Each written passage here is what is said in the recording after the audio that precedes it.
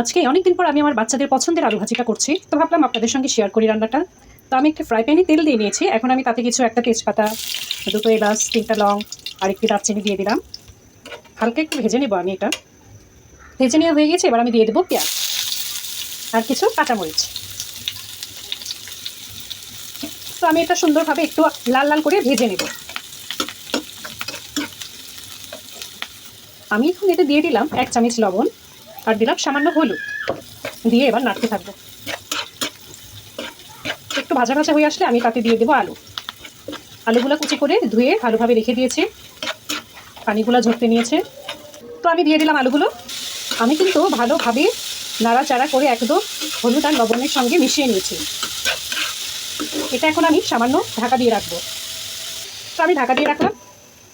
রান্নাটা আমি উঠিয়ে দেখবো আমার আলুর কি অবস্থা। আমি কিন্তু এখন আর ঢাকা দেবো না, আমি এখন আস্তে আস্তে অল্প জালে এই আলু ভাজিটা করে ফেলবো। এই ভাজিতে কিন্তু আমি কোনো পানি ইউজ করিনি, শুধু তেল আর আলু থেকে তো একটু সামান্য পানি ওঠেই যখন ভাপে দিয়েছিলাম। তো তাতেই আমার এই আলু ভাজি হয়ে যাবে। আমার আলু ভাজিটা হয়ে যাওয়ার পরে আমি কিন্তু অবশ্যই আপনাদের সঙ্গে শেয়ার করবো। অলরেডি কিন্তু লাল লাল হতে শুরু করেছে।